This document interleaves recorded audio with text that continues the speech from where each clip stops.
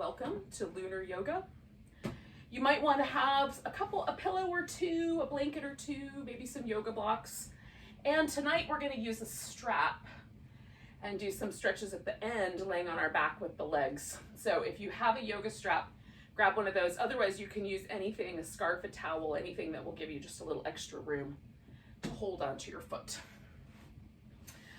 All right, so last week we took a look at this particular moon phase or cycle, being the one that began at the new moon just around the solstice, just after the solstice, and will go all the way around to the new moon in February. No, new moon in January. So we're in the wolf moon phase. Now there's a couple of other names for this. Ice moon, snow moon, cold moon.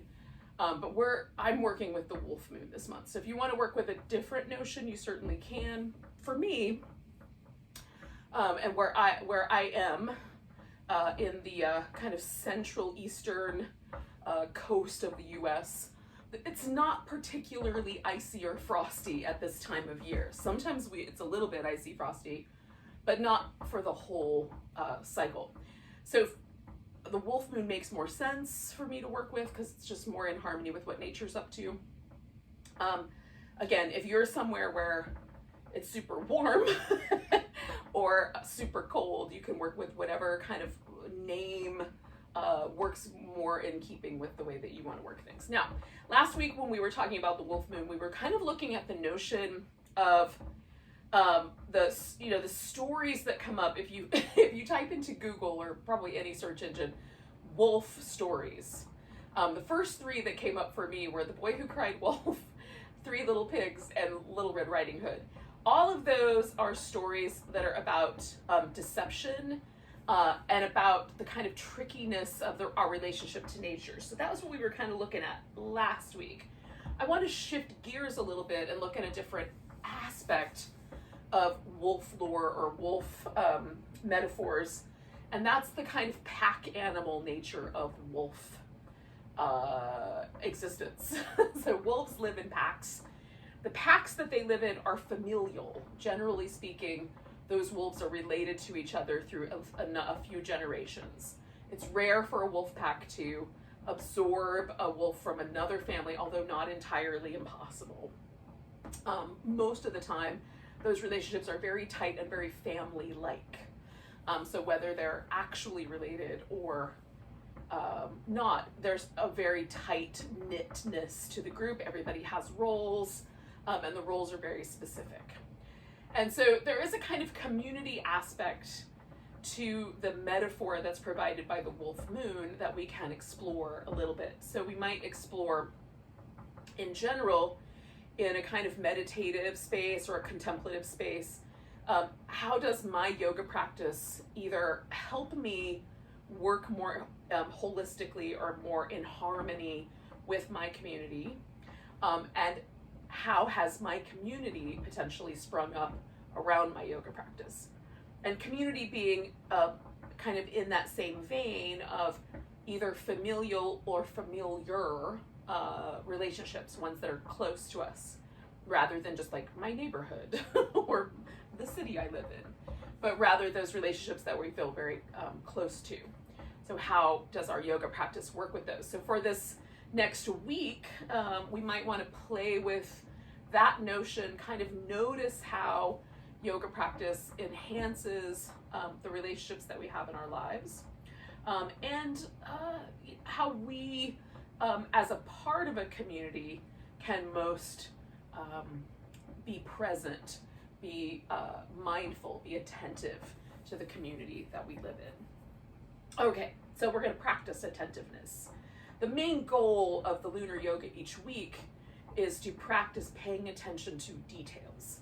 This in yoga is called viveka, which is a discernment or a fine-tuned awareness, and that's what we're after. So we're going to do movement that's a little bit slow, movement that kind of offers us an opportunity to really pay attention to the details as a practice of building that kind of discernment.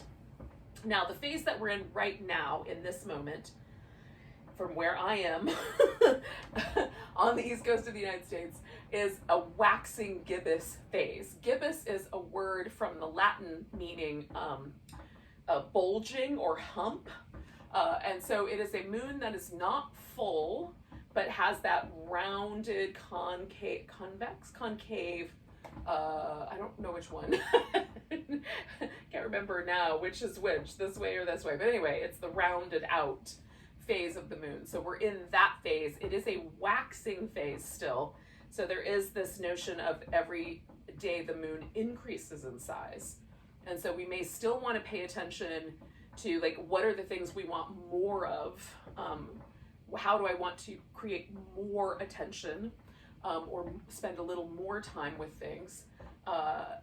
Friday, so during the course of this week, Friday, here on the East Coast time, it's so just after 6 o'clock Friday night is the full moon, so the full wolf moon. And so that then represents that center point, and then we'll move into the waning phase. So next week when we come back to lunar yoga, we'll be in a waning phase. So that's a different situation. So we're looking at increasing, getting a little bit more full, paying a little bit more attention, being a little bit bigger in our gestures for this particular couple of days for this week, most of this week. And then we can kind of begin the process of moving more internally. All right, so we're going to start with a seated position. And you may want to sit up on a cushion. I can tell I want to do like a little bit of support under my knees. And we're just going to start with a little attention to the breath. And then we'll move into a more formal breath practice. Saying that, in the event that you find the breath practice unnerving or really disturbing, you come back to just noticing the breath and breathing normally. Some breath practices hit us just right on any given day, and sometimes breath practice can be a little unintentionally disturbing. Sometimes I like the disturbance, but if it's really unsettling, it might be better to just return to a regular breath. All right, so let's start with just getting the body in an arrangement where it rests comfortably, so I don't have to hold myself up with a lot of energy. Sometimes that means sitting on something so the hips find a nice balance. We don't want to feel like we're going to fall backwards or that we have to exert a lot of energy to hold the hips steady. You can do breath work lying down. I don't like to personally, but you absolutely can if you find that more appropriate. You can also sit in a chair if you find that more appropriate.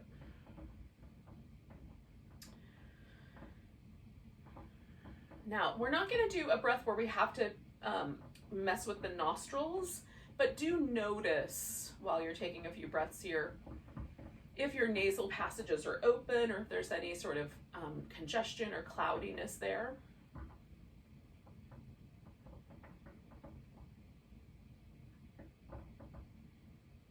Notice if you feel the breath more on one side of the body than the other.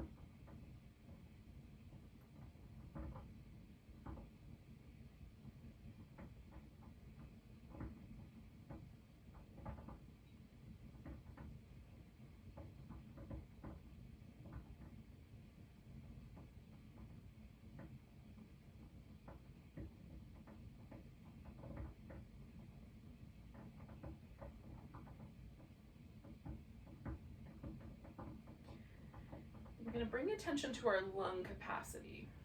So without stretching it too far at this point, just when you reach the full extent of your inhale or where your inhale naturally wants to transition toward the exhale, just pause for a second and just feel if there's any discomfort, if there's any holding or gripping at the throat or the mouth.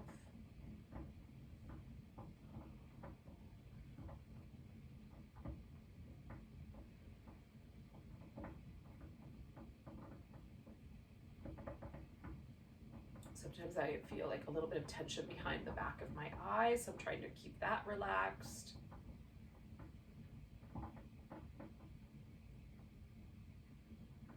Now, this particular breath practice that we're going to do is called Viloma Pranayama, and it means to push against the grain. And the way that it looks in my mind, it's sort of like if you pet your cat or dog or ferret or whatever you have for a pet that has fur, if you pet them backwards, right? So instead of stroking with the direction of the fur so that it lays down nice, you kind of push the fur the wrong direction. It's not gonna hurt, but it's slightly odd and brings a little bit more sensitivity. That's the notion of the way this breath is intended to work for us, is that it's supposed to kind of just give us a little bit more sensitivity, a little bit more attention to the details of that breath. The breath is done in 3 parts. There is a retention, kumbhaka, along the way. If the breath retention causes lots of pressure in the throat or behind the eyes or in and around the kind of sinus upper palate area, and you cannot relax that, then you may want to, instead of holding for any period of time, just simply mark the point and then continue with the breath pattern, okay? So we're going to do the breath in 3 parts. We're going to start by exhaling all the air out. Then we're going to inhale about 1/3 of our lung capacity. And then pause for however long is appropriate to pause without a lot of tension in the throat or the face. And then inhale another 1/3 of lung capacity. And again, pause. We're not all the way at the tippy top yet. We have room for more breath, but maybe it's starting to feel a little tight. And then we're going to inhale all the way up to the very tippy top, a little extra sip at the top.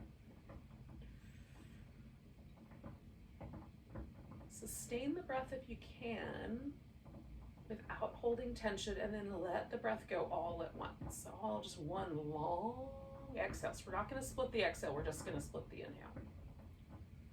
All right, so there's this building inhale and one long slope of an exhale. Okay, like we're trudging up the mountain and then we'll ski down. Now, you can do in between each round a regular breath. That's the way I'm going to work with this. So I'm going to do one of these, a regular breath, another round, a regular breath. That's the pattern that I'm going to use. And we'll do about 10 or 12 rounds of this breath. Again, at any point, if you feel like you shouldn't continue or it's feeling really unnerving, go to regular breath for a little bit or put a couple of rounds of regular breath in between and see how that goes. So when you're ready, exhale all your air out, and then we'll begin a 3-part breath. A little part, hold it for a bit, about 1/3, hold it for a bit, about all the way to the tippy top, a little extra sip, hold it for a bit.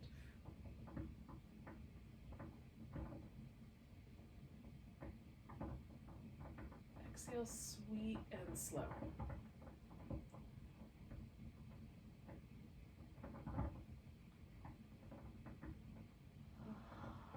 I just do a regular breath in between. So carry on. We'll do that breath for a bit. Try to just work with a rhythm that works for you.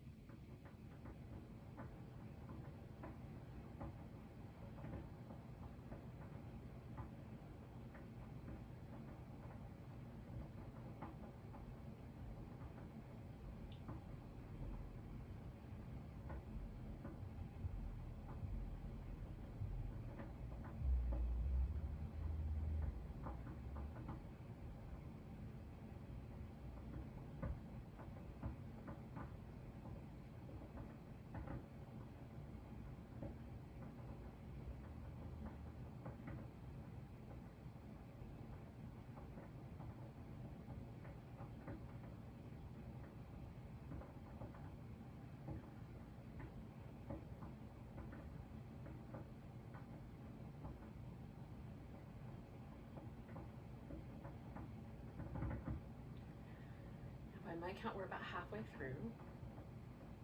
If you're moving a little faster than I am, just end with some regular breaths.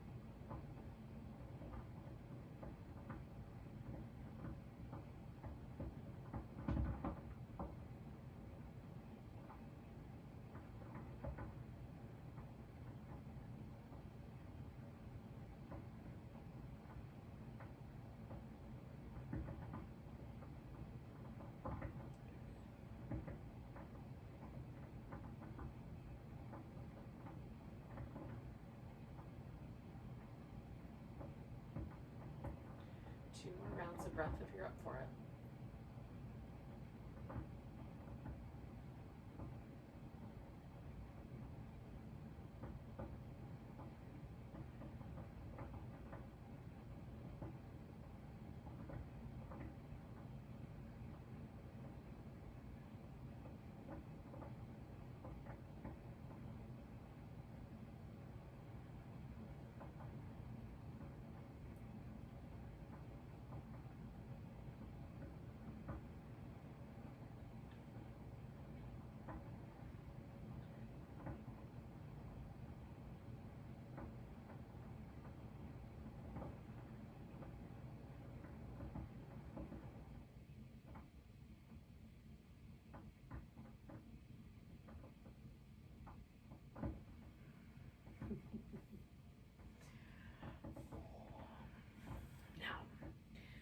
Done with that breath, you can give yourself just a little shift in your seat if you like.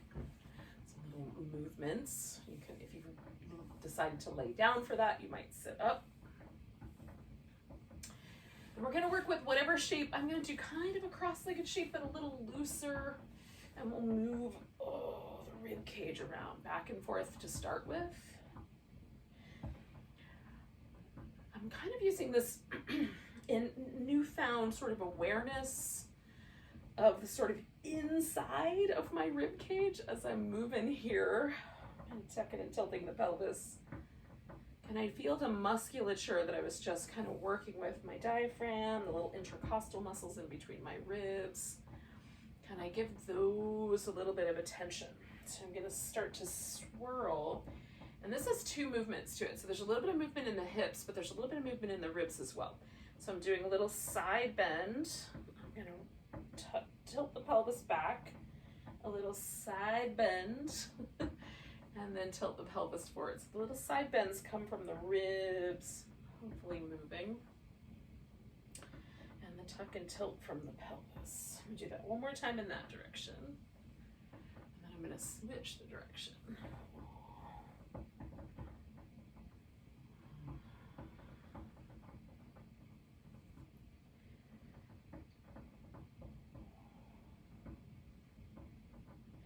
Now, one thing that the Viloma Pranayama can do for us, I'm going to do one more round of this circle here, is it can, over time,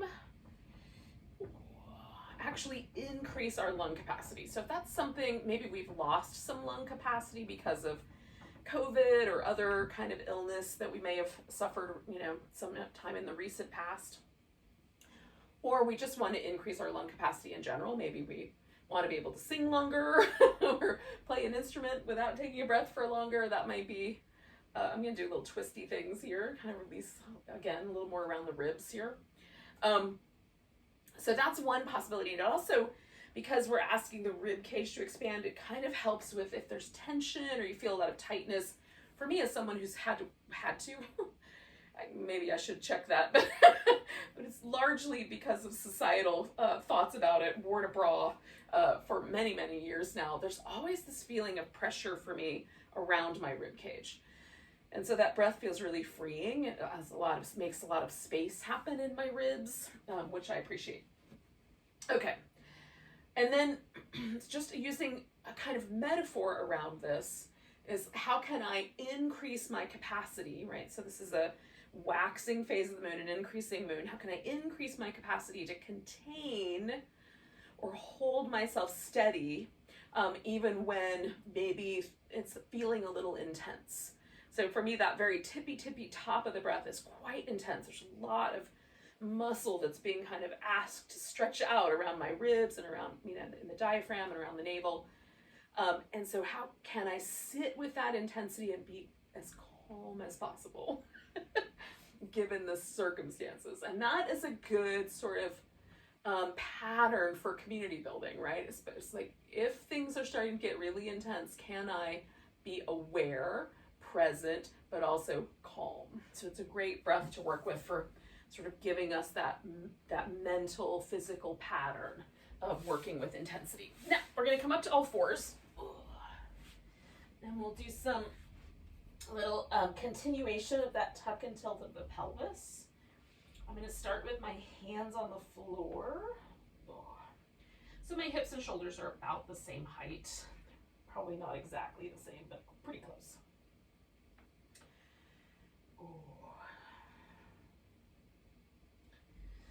And then one of the practices for the lunar moon is working with these poses that are often referred to as crescents, or in some moon-like fashion. So we're going to start with this lower lunge. You can turn this into a higher lunge if you so desire. I'm going to pretend that you're doing this as a low lunge, so all my language is going to be as if the knee is touching the ground on this back leg.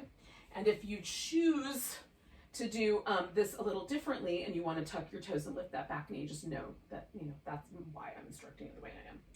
All right, so I'm sending my hips a little forward, and then I'm backing off of that sensation of the lunge through the front of my hip here. So a little forward and backing off. Now my torso is completely upright. You can fold your torso a little more forward. That takes away some of the pressure. You can even put your hands on the ground if you want, or on furniture if you want a little more stability. All right, so I'm going to come into this lunge to a point that feels like reasonably stretchy, but also not so intense that I can't add to it. And then I'm going to add a little side bend, a little crescent moon going the opposite way.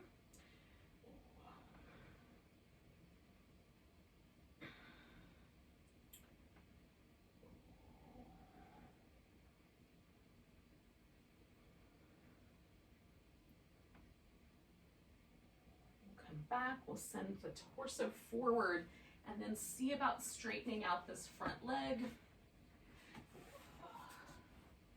You may or may not want to go all the way straight, and you might want more space or less space between your knee and your front foot, depending on how much hamstring stretch is the appropriate amount of hamstring stretch here.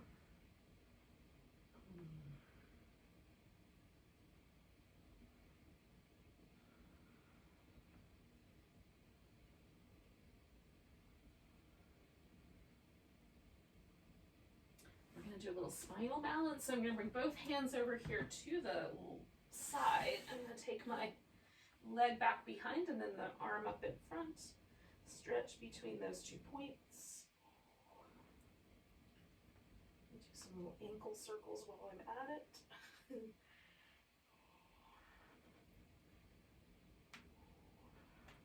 Bring that leg down. Now I'm going to come to my elbows and do a few more rounds of cat. So they're sort of like little baby dolphin poses. If there's an animal that's in the ocean that sort of acts like a wolf pack, it's probably you dolphins and whales.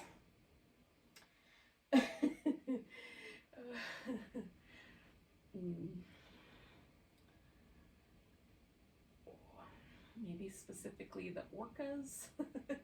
They're wolf-like for sure. Oh goodness. All right. going to come back to my lunge. On the opposite leg though. Okay, so I'm just going to back off and move forward. So for me, this side is a little spicier, so it doesn't take much. Back off to, I feel that spice. It's a very small range of motion. That may or may not be true for you though. Again, I'm just moving forward and back, nice and easy. Again, building that discernment, trying to find like, where do I first really feel that intensity begin to build? Back away from it, so it's like, that's softer. And then go back in and see if that intensity builds at the same spot. I'm going to add the side bend here.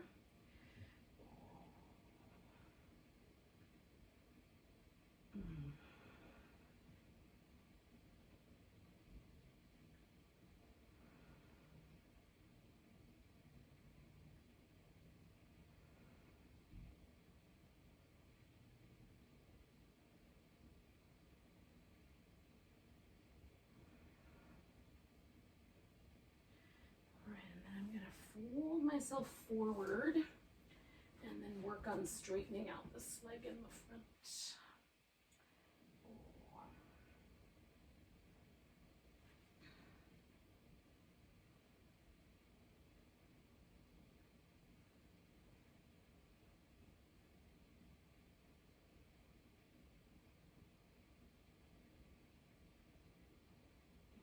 Take one more breath.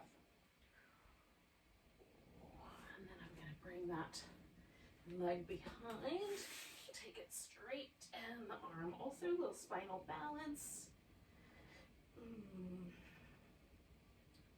Some people refer to this pose as bird dog, which I find super entertaining. That's not exactly a wolf, but you know, close enough. All right, when you're ready, we're going to take this onto the belly. Now, I'm going to start with some little cobras. We're going to wind up in a sphinx. Now, there's a couple of options for the sphinx. I'm just going to show those here.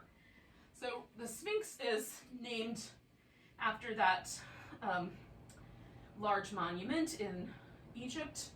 It sort of looks like a lion kind of laying on its haunches. So that's the notion, is the elbows were kind of propped up in the way that that character is. You can do another version, which is often referred to in certain places as the crocodile. And the way that I think about this is, it's sort of like we're laying right under the surface of the water. And the only thing pointing up are like maybe some of our little spines on our back and our eyeballs, right, are out of the water. And then on the other side of that is a seal, where you prop up on your arms, straight up on your hands. That for me is too much. I don't have that range of motion in my lower spine, so this works really nicely. And I can build it up a little bit. So if I want to do, I like the crocodile better, but I want a little bit of lift. If I put a pillow in and put my elbows up, then I'm somewhere between the sphinx and the crocodile, right? So you can kind of play with the edges that way as well. Okay, so to start with, we're going to come all the way down. We're trying to open up the front of the hip here, kind of continuing that work that we did with the lunge. So I'm gonna lengthen through the legs. If that bothers your knee, you can bend the knees, but we're trying to lengthen the front of the hip here. So circle the shoulders to start with, because this feels really nice. And a lot of us carry the weight of our community responsibilities on our shoulders. So let's jiggle those around a bit.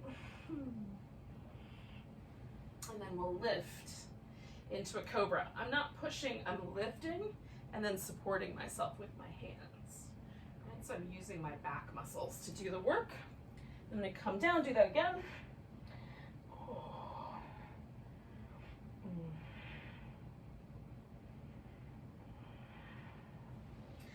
Lift with your back. I try to get my whole rib cage off the floor if I can possibly do it. And then just suspend that there. Try not to overdo it with my neck. Really use the center of my back for that. Ugh. Okay, one more.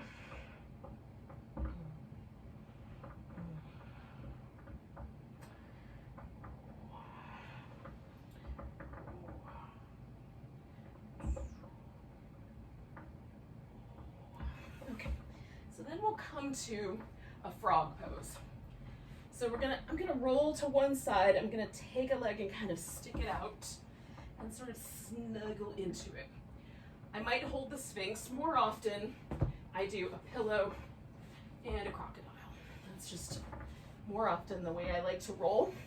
Now, everybody's hip is shaped differently, and the amount of space that you'll have for leveling the pelvis is going to depend on the range of motion of your hip joint here. Some people may want their knee up higher. Some people may want their knee down lower. So that's also levers to play with in regards to the pose.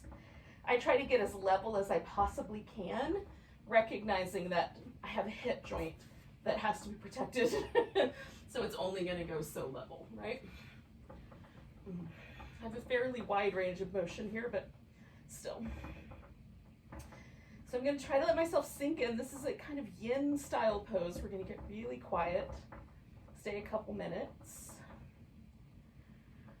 In the tarot card for the moon, the classic imagery has some sort of body of water, depends on who draws it, but maybe it's a pond, maybe it's the ocean, a lake.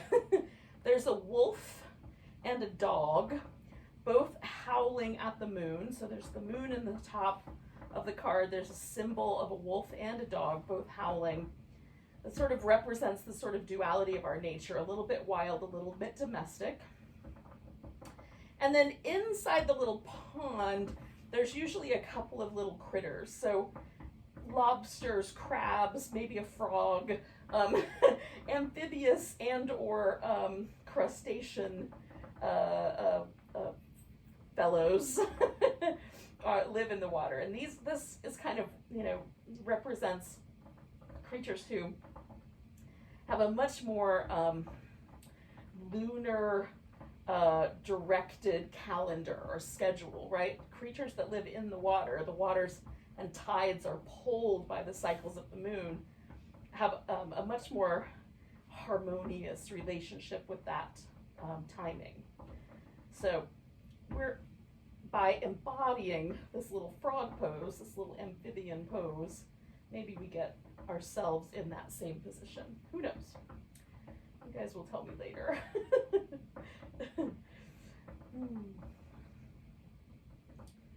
We'll stay for like another 45 seconds or so. See if you can relax even more.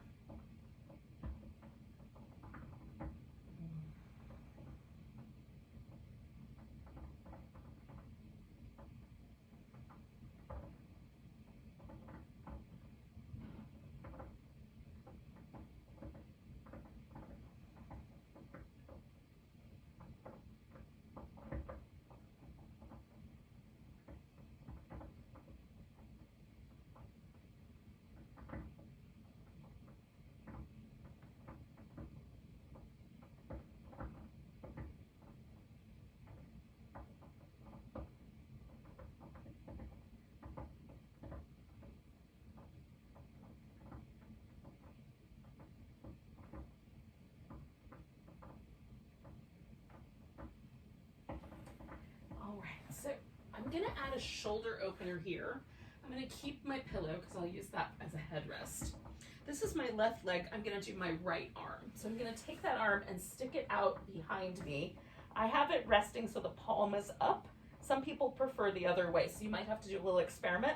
I'm going to take this frog leg and bring it all the way around and roll towards that arm. Now I'm adjusting the arm so that the stretch that I'm feeling right here at the front and top of my shoulder is yummy and pleasant.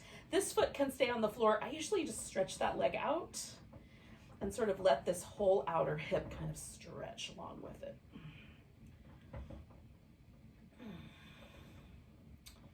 So again, giving ourselves a little bit of stretch in this place where we sometimes close in because we're trying to protect ourselves. Maybe we haven't always felt safe in community, and so we kind of bring the shoulders in as a way to sort of protect our heart. Which is fine when it's a choice, but not so fine when it becomes a habit.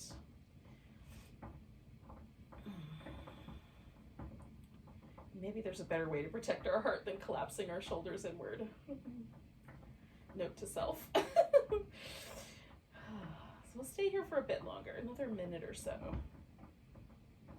If there's any numbness or tingling in your fingers, there's a little nerve that kind of runs down around between the head of the arm bone and the top of the shoulder blade. So you might need to adjust the angle. Sometimes bending at the elbow is helpful as well. This arm can go around behind your back if you like. Usually for me, I just use it as a kickstand. I don't have as huge range of motion in my shoulder joints. It's helpful to have the kickstand.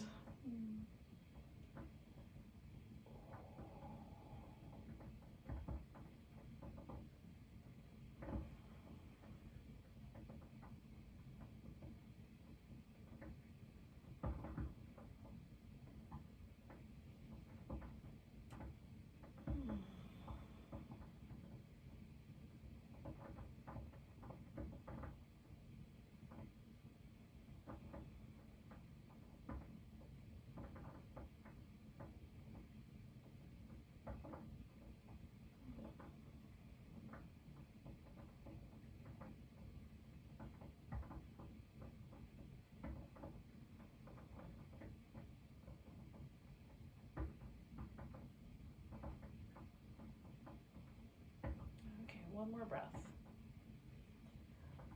All right, I'm gonna roll out of here by just coming on back.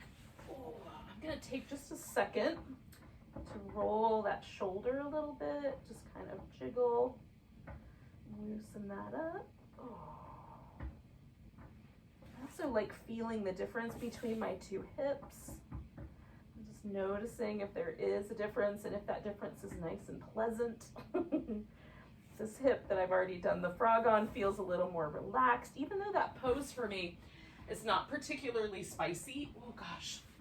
Even so, there's this really lovely, subtle releasing of tension that happens, even in a pose that doesn't feel really super spicy. Okay, so I'm doing my other side, which is a lesson for me that poses don't have to be spicy to be effective.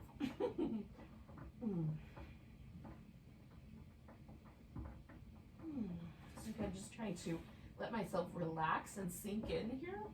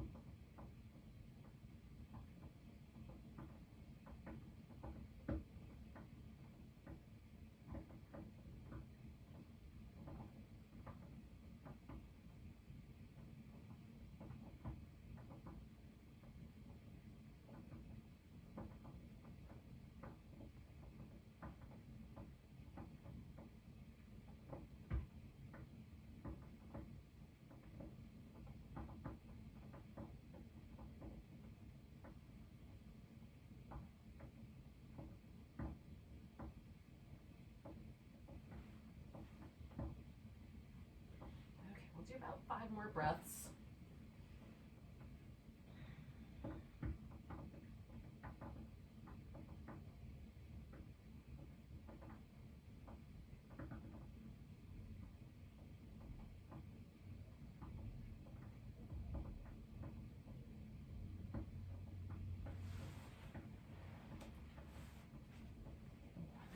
do this little arm stretch out this way.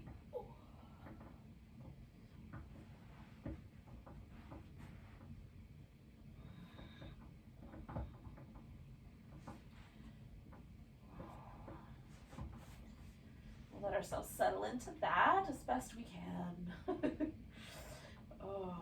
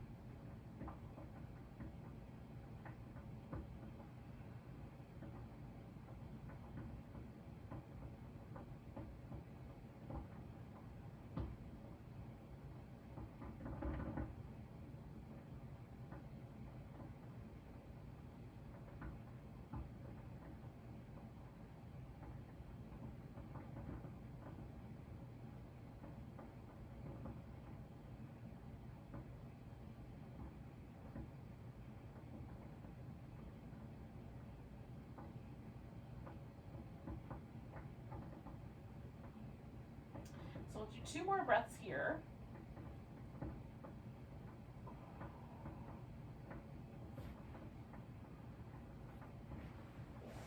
Come out kind of the same way we went in, rolling back onto the belly, giving that shoulder a little bit of love. Oh, then we're gonna find our way onto our back. This is where you'll need your strap. So if you've got one handy, just make sure it's within reach. Whatever you're gonna use. I'm gonna give each of my arms a little shake out from the shoulder. And then give them a little more of like a kind of flippy floppy finger kind of shake, like mostly oriented in the wrists. Just a little like tremble that goes all the way down. All right, and then drop the arms and just see how that kind of strikes you. It always feels a little bit lighter to me. I like the sensation. And then we'll do some, starting with some little windshield wipers in the legs.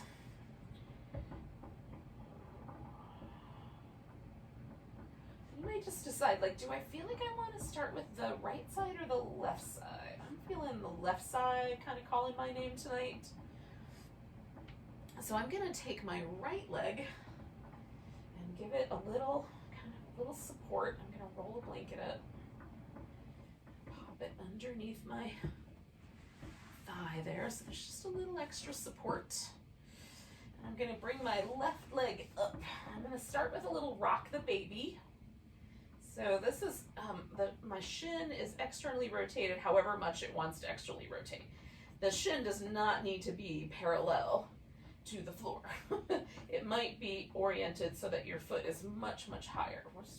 Depends on the range of motion in your hip and your knee as to which, mostly the hip, but you'll feel it in your knee as to what the right angle is. You might hold it down at the thigh instead of holding onto the shin or the foot. All right, then I'm going to do a little half happy baby, which kind of comes back towards that lunging shape. I'm stretching out through my right leg.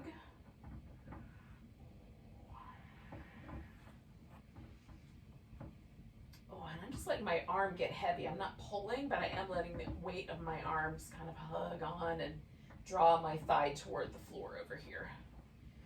And most of the action is happening with me stretching out through my right leg and just adjusting that thigh bone at the hip socket level. All right, I'm going to take my strap. Now my strap has a loop, so I'm going to put the loop around my foot. If your strap doesn't have a loop, just put it over the foot and hold both ends. And then I'm going to straighten out that leg. Now I'm going back for the hamstrings. It's coming back towards that full circle.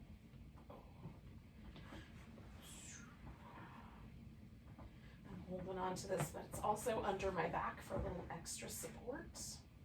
And I'm playing with the edges, like where do I want the hamstring stretch to land? Again, trying to be super subtle with it so I feel it, but it doesn't feel intense in a way that's uncomfortable. I like to focus more on my calf muscles with this, so that's where I'm leaning into. I'm kind of letting the strap pull my toes down and letting my heel kind of fall away. So I get a little more emphasis on the calves.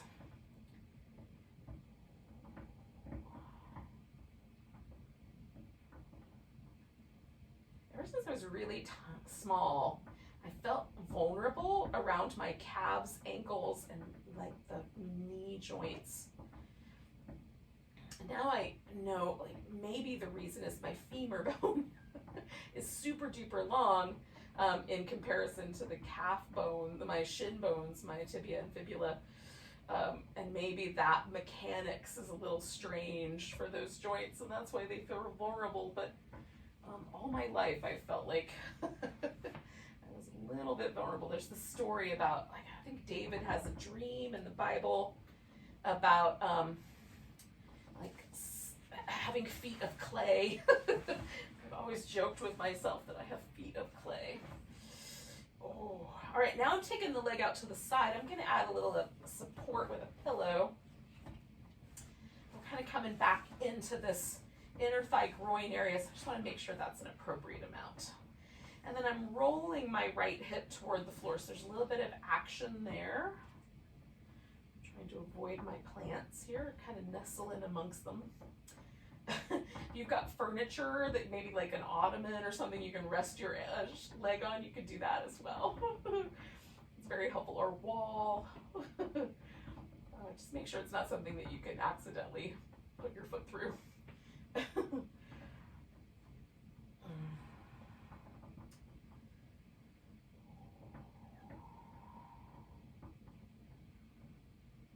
I'm going to do 2 more breaths here.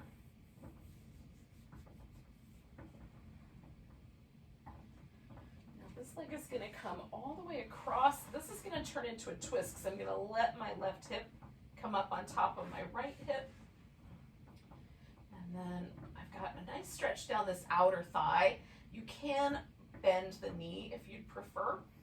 And you can play with, like, where should the leg be? Should it be a little bit lower? Should it be a little bit higher?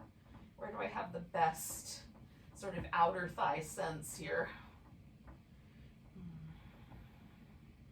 Now right now both of my shoulders are touching the ground, so the twist is happening in my back. Taking advantage of that with this nice outer hip stretch.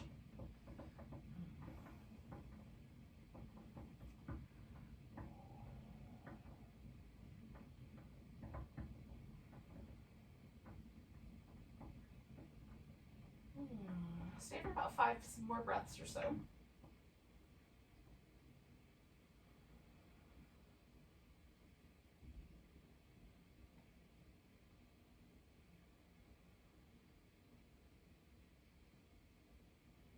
Now, I'm holding the strap right now with my right hand. The strap is on my left foot and I'm holding it with my right hand.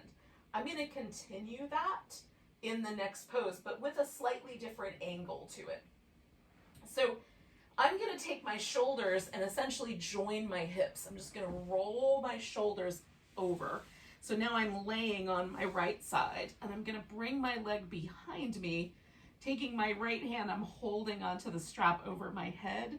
If that doesn't work, you can hold the strap down closer to your foot. This way, I have my arm kind of acting as a pillow. I can use my spare hand to kind of reach out and give myself a little bit of a ballast. And there's 2 different levers here for a quad stretch. There's extension at the hip. That's where we take the thigh bone and move it backwards. And there's flexion of the knee. That's where you bring your heel in closer to your buttock. So the stretch in your quadriceps, the muscles on the top of the thigh, are going to happen. It's going to happen with one of those 2 levers or using both of those in different ways. My knees are sensitive, so it's better for me to extend at the hip, but for other people, it's going to be better to flex at the knee. So experiment with those two actions until you find the just right stretch through the top of your thigh. We'll stay for another, I don't know, minute-ish.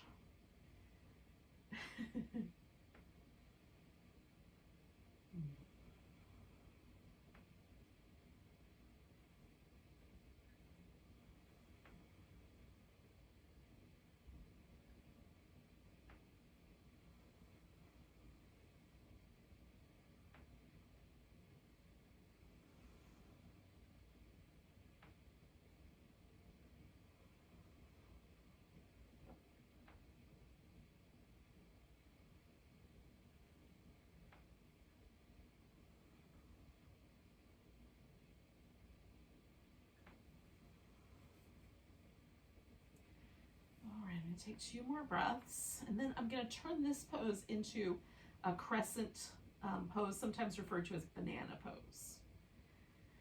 Ooh. So to do that, I'm going to let go of the strap and straighten out both my legs. Now, I'm going to bring this left ankle over to the top, sort of in front of my right ankle, and I'm going to kind of maintain that as I roll onto my back. So rolling onto my back, that stretches my legs slightly over here towards the right, and then I'm going to just adjust my torso so that I feel like I'm bending my whole body into a little crescent. This side is curling in, this side is stretching out.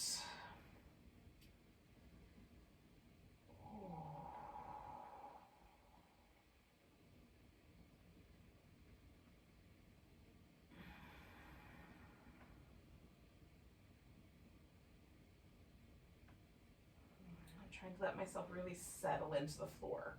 Sometimes it's helpful to have a little support under the shoulder. You may also want to bring the elbows more into a kind of like a cactus goalposty sort of shape as rather than over your head. So if your shoulders are really complaining to you, definitely adjust the arms. And we're going to sink into this for another minute or so.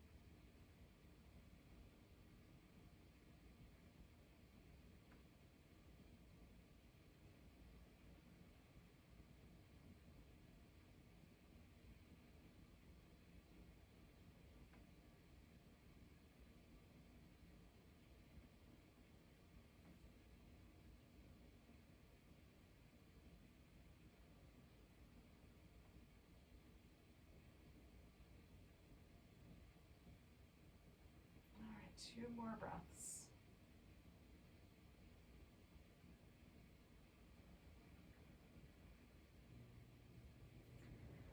I'm just going to let myself really slowly slip out of this shape. So I'm going to uncross my ankles, swing that leg over, and then sort of join it, and then undo the side bend in my torso. It still feels a little bit like I'm bending sideways, so I'm going to hang out for a second. My left side definitely feels more relaxed than my right side. I enjoy that sensation. I'm just going to hang with that for another breath or two, and then I'm going to go back to the windshield wiper movement in my legs that we kind of started with. You can do that whenever you are ready. If you want to lay still longer, you can. If you are already moving, also fine.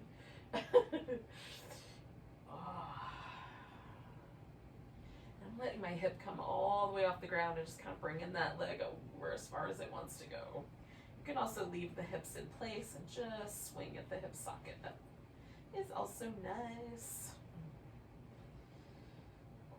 Now, I'm going to let my left leg rest, so I'm going to bring this blanket back.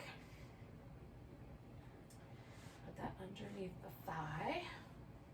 Just let it rest, and then I'm gonna pick my right leg up for the rock the baby move, kind of going back and forth over the belly here. Oh gosh, oh, it feels really nice. I don't know what it is about rock the baby, but God, I love it. It just feels so good. Said this before, I'll say it again. In my 20s, I did not get this pose, but woo, now I get it. If you don't get it, don't worry. There will probably be a day when you will. All right, so we've got this a little kind of half happy baby. I'm letting my arm just kind of be heavy. So that leg kind of travels down, and I'm going to stretch out through this left side.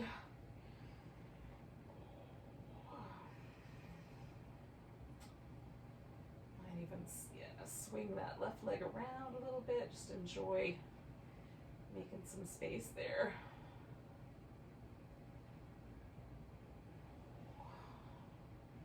Hopefully I can figure out what I did with my strap. Oh yeah, I see it, I think. When you're ready, you can put the strap on or around or over your foot, whatever the right descriptive is. Oh, and then we'll give ourselves a chance to check in with the hamstrings here.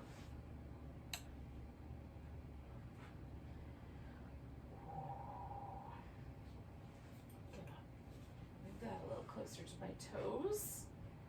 So again, I can kind of fall into it and focus a little more on my calf muscles. For me, that's the spot that's more often tight than my hamstrings. Little powerful calf muscles. Not so little. Pretty strong.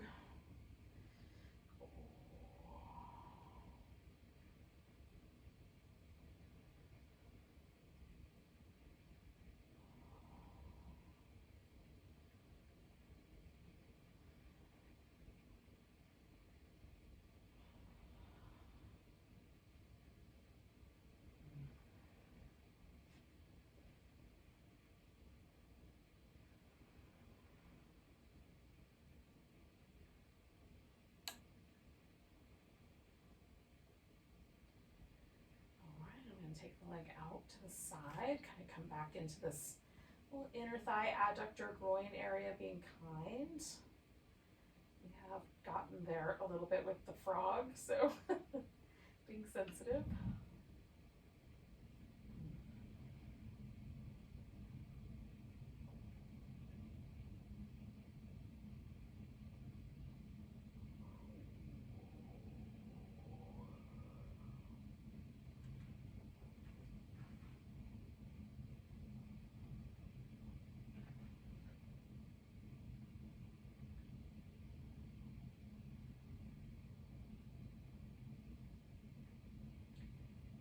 Take one more breath here. Oh, and then I'm going to come across and find that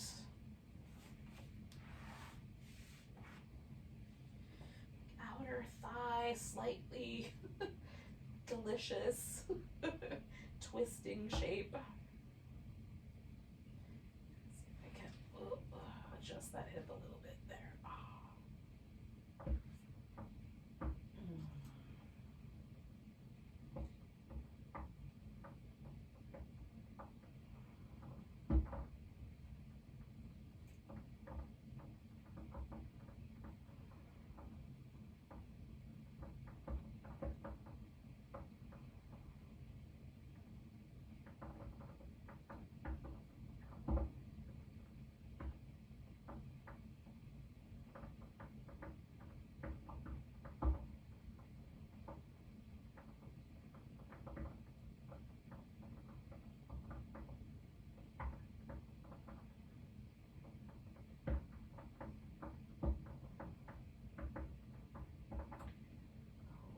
Take about 3-4 more breaths, and then I'm going to transform this into the quadricep stretch, the little reclining dancer pose.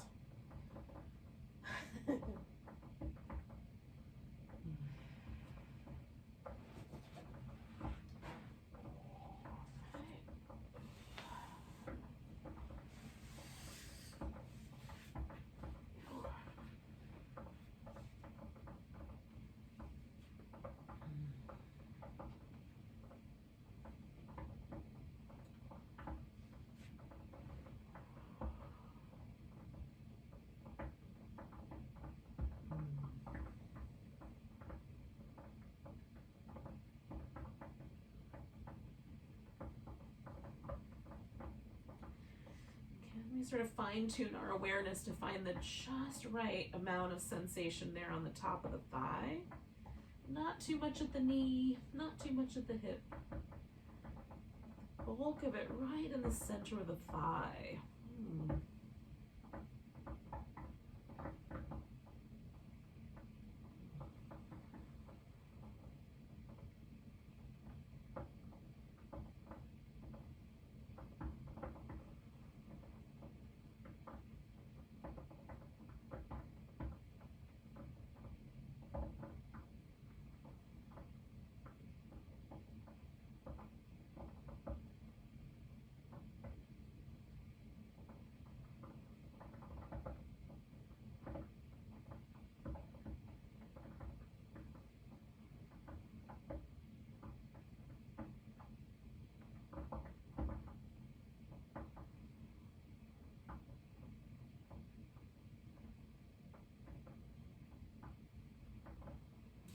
Do 2 more breaths.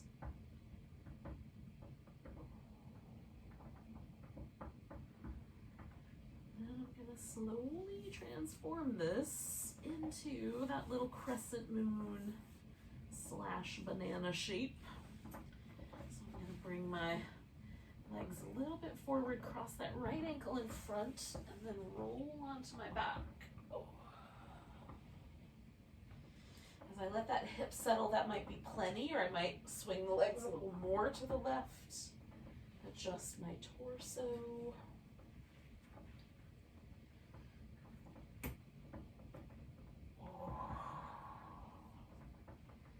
Try to let go into, kind of almost melt into this shape. I saw a funny cartoon today. I was looking for information online. There was the lady yoga teacher, and there were all these lovely people in the yoga class, and in the very middle of the room was a snowman on a yoga mat. And the yoga teacher says, "Let your body melt into the mat," and the look on the snowman's face was one of distress. Maybe we're all the snowman. But if you can melt a little, melt just a little.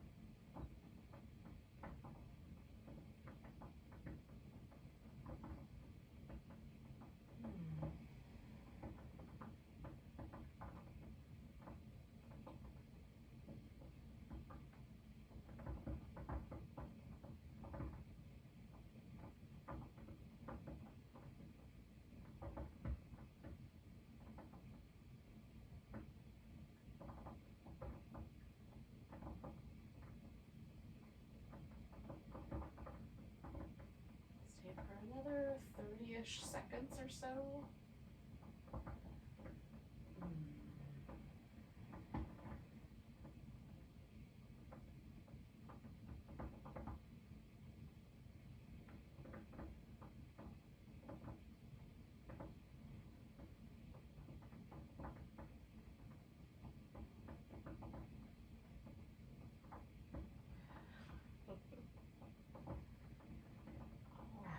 Take one more big breath, and I'm just gonna really gently unwind this pose.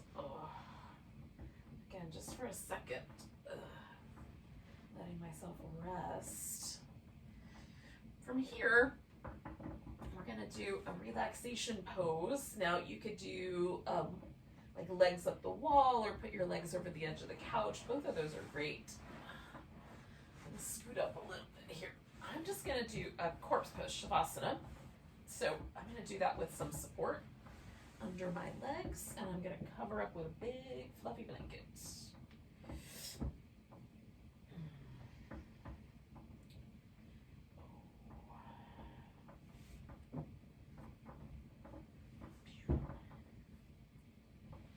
Now, we're going to do a little visualization while we hang out in our final pose, and just simply sort of imagine, if you will, the moon above you and the sort of gentle quality of moonlight just bathing your whole body. If it would be helpful, you can cover your eyes. I have a little eye pillow, so that gives me just a little bit more darkness.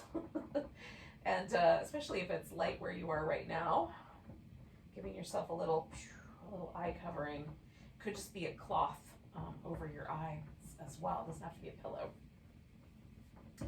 Might help you sort of find the right vibe for imagining that sort of gentle, silvery moonlight of this waxing gibbous moon just gently shining down on you.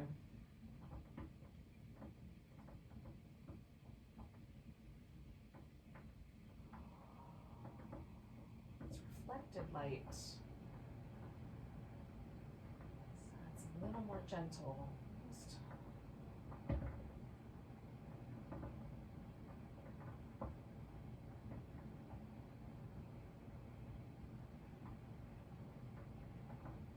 might even imagine it as kind of carrying little blessings for a new start or a new, as we're here in the new moon, new year.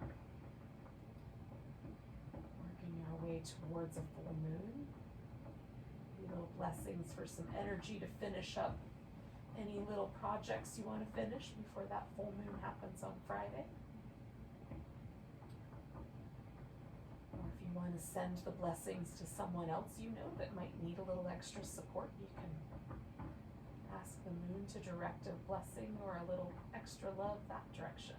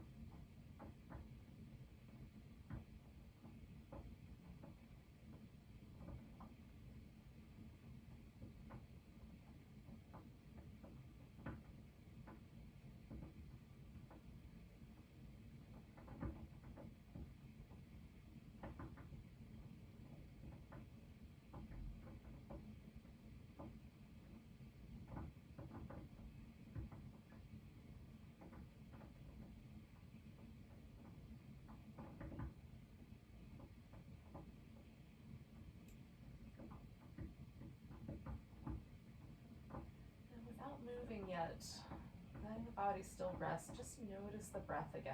Come full circle.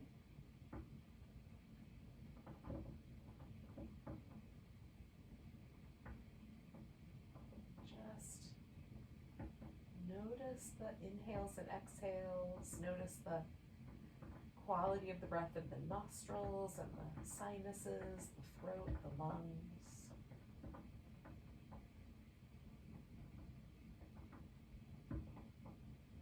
Has anything changed since the beginning of our practice?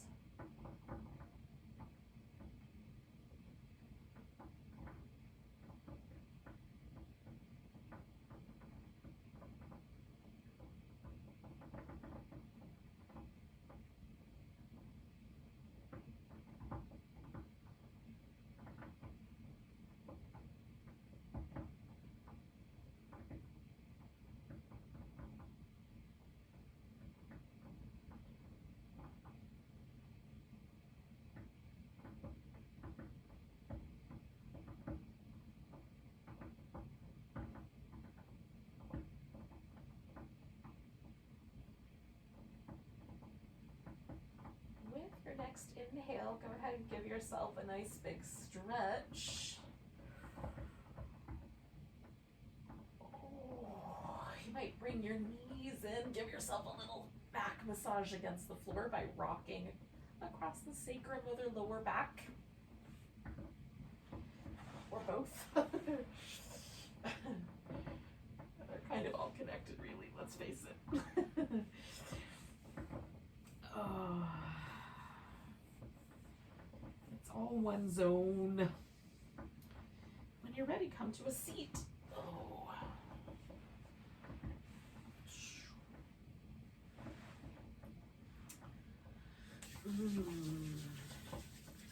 So thanks for practicing in harmony with the moon with me tonight. We're going to end this with a nice big breath. And a big deep ah. Namaste Yogis.